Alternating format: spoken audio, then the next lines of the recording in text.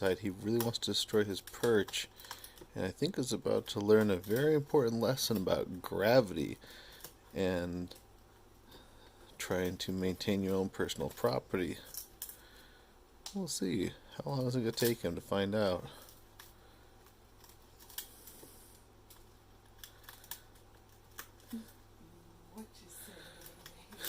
Yeah, that's the music's going over this.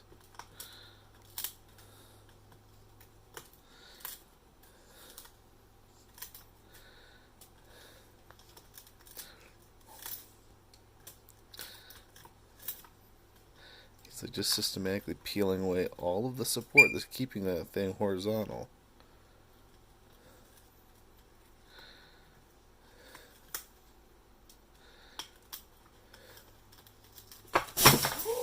There he went. Surprise, dumbass.